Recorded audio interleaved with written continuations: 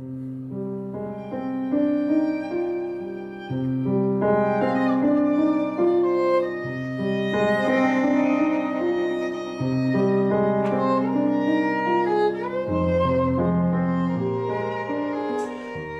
welcome to another Urban Tango Nights recap. This one from the Monday 28th of June. So well over halfway through the year. And today we were starting a new underlying theme of Barridas. Even though maybe last week we said that we don't do underlying themes anymore. Well, no, we didn't. No? No. Oh, okay. But I said that the last week's underlying theme turned out to be just a main theme. Oh, okay. No, so we still have some underlying themes during these classes. That doesn't mean you have to come to all the classes to get it. So we were having a look at Barridas, but also what we were looking at is how to sort of tango professionals, or what people would call good tango dancers, or how you can almost tell the difference between those and somebody who is a beginner or novice or intermediate level, opposed to an advanced level, and what makes it look different, even though they seem to be doing the same moves. So we added this to the idea of the back ocho and almost making them a hero. So when we all start learning the back ocho, what we always do is balancing onto the right foot, take a side step to the left, change weight, pivot the follower, take a side step to the left, bring the feet together as a leader, pivot the follower around 180 degrees, side step to the right, and then we're doing our back ochos. So this is a very linear move. We start off facing in one direction, we continue as leaders, we continue facing in that direction, and we just move side to side. However, when you watch sort of tango demos, you very rarely see that. Either they're progressing and moving, or what they tend to do is make it more circular.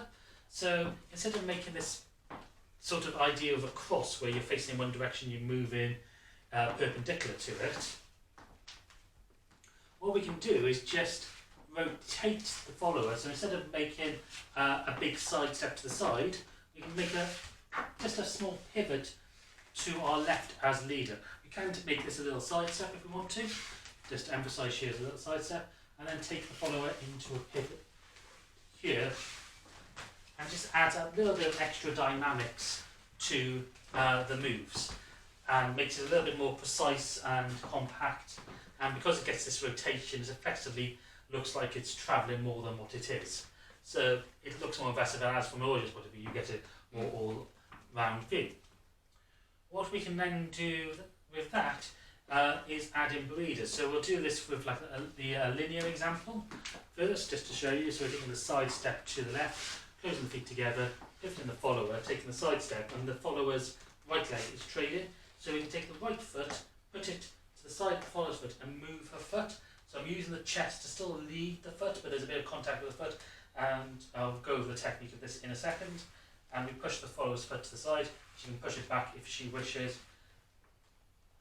We can then transfer the weight, and then to do anything from here, the follower can close the foot together, do a sandwich, you can then step over into a Barrida. It's up to her. Or what we can also do is, again, from the side step, close the feet, and then this is where things get a little bit more untidy. I want to take the follower into the back step by moving my chest to the left, and then lift my left foot over and move her feet.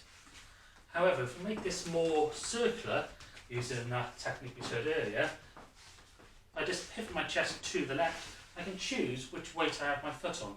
I can just change it easier as I pivot. So I could move it here and then just move my left foot, and it's already in position as I keep rotating and move her foot. Similarly, I can just change it to the other foot, and we've got our ideas of Barridas here. She's then ready to come around. She can do a little sandwich, Barrida, and it makes things a lot neater. It basically turns it into a hero. So it gives this sort of idea of slickness and sort of smoothness of movement, which is what basically defines a really good Argentine tango dancer, is how they can transition to really smooth movements, and why it looks so good when they do it.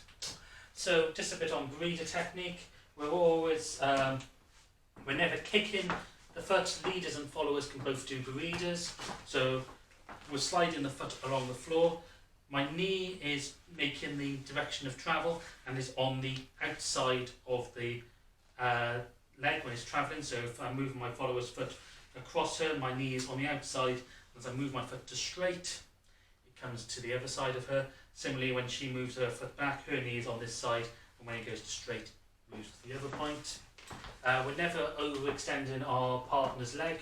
We always be aware of where the extent of their movement finishes, so you don't take their balance, and never try and Barrida a standing leg. Anyway, if you've liked this video or any of our stuff or our content, including the Welsh International Tango Festival, please like our Facebook page, sign on to our newsletter. Here's our Tango Festival logo. There's a Facebook event for that and a webpage.